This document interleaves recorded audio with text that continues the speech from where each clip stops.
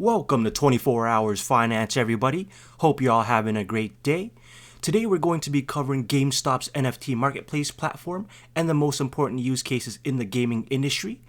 Be sure to watch till the very end, as I'll be going more in depth of how NFTs are going to be the game-changing business model of 2022. If you haven't checked out my last video regarding why conservative valuation for GameStop would be $554 yet, I have it linked in the description below, so go ahead and check that out. And before we start, please smash that like button for the YouTube algorithm and subscribe. Alright, let's get right into it. So through social media, most people understand the NFT marketplace as being mainly about artwork and how it may be scammed and used for money laundering, as these JPEG images that can be easily copied and saved to their devices. Most will rebuttal these uneducated claims with saying it's more than that. It's a decentralized exchange for digital assets which prove ownership in the new technology era. But there are a lot of sides to this that people aren't grasping yet. My thesis here is that the underlying dynamics of tokenized software is not just a victory that empowers creators, players, and collectors. It's a whole new incentive structure that inherently enables the industry to create better software and games than ever before. So how will the NFT marketplace make a difference? We're going to be covering 3 topics today of how that's going to work. We'll be starting off with number 1, tokenized programs as a new paradigm. So tokenized programs will be the new paradigm. Software being sold as a token is a powerful concept. It's better than owning a traditional game because you can sell it and they can't take it from you. Therefore, it's a better ownership model. What people often miss is that it is also better than a disc, because not only can you sell it, but you can find a buyer much faster than your traditional marketplaces, like eBay, for example. Not only that, but tokenized software is better for the creators due to the infinite possibilities of utility through smart contracts. So selling your old game now supports the creator, and suddenly developers will have no interest in the digital rights management, which is the DRM side of the business. This is because they will want to capitalize on the huge secondary market opportunity that provides them substantial passive income. So the big key for them is going to be the huge secondary marketplace opportunity. And moving on to the second topic, it's going to be about the financial incentives and their creativity.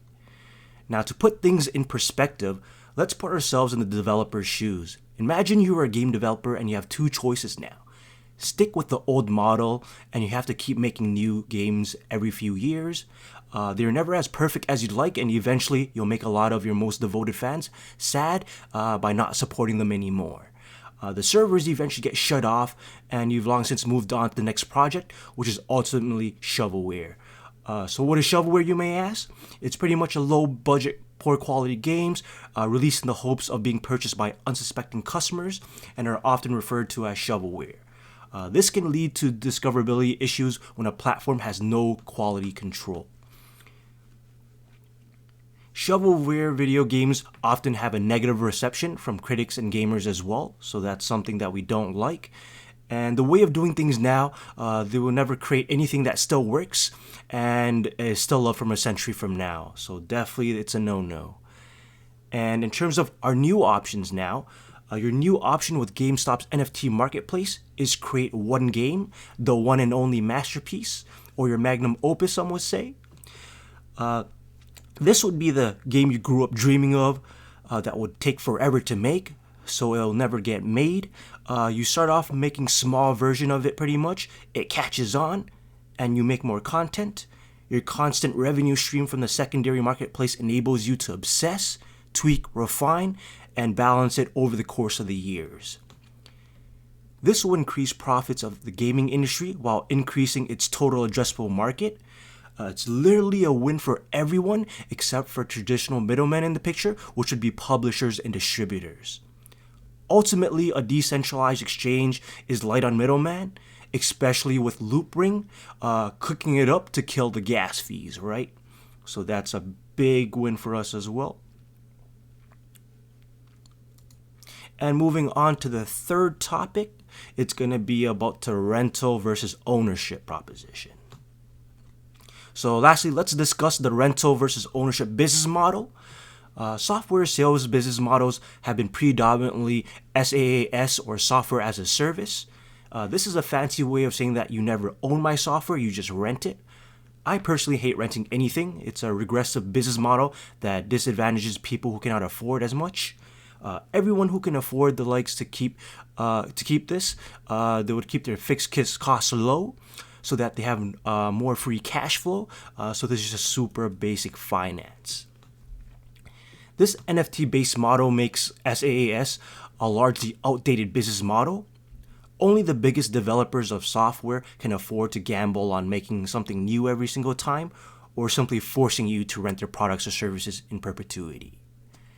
Under the current business model, you can make something that will be useful and good 100 years from now, but there's literally no reason to do so, right? You would never make your money back and your company would fail. Under the new business model, it is the best way to create a perpetual revenue stream with modest overhead. So some may actually object this by saying old games will fall out of favor and eventually your token will become worthless. If they turn off the download servers, your asset effectively becomes illiquid again, right? But in my opinion, this is just some type of clever FUD at best. Clever FUD at best. It would be extremely profitable to run a turnkey business that snaps up defunct games and supports them long past their shelf life. But actually, there is GOG.com that still exists. This is a pre-existing business model that will absolutely find a niche on this new platform. If you want the latest AAA Call of Duty and Madden type games, then Steam is obviously a clear winner. But if you long to revisit titles from your younger days or even before your days and play them on a modern PC, then GOG is a great choice, just obviously due to being able to revisit this nostalgia, right? All that would have to happen is that the developer sells the revenue stream or a part of it to a third party who aggregates old games onto their servers for continued sales.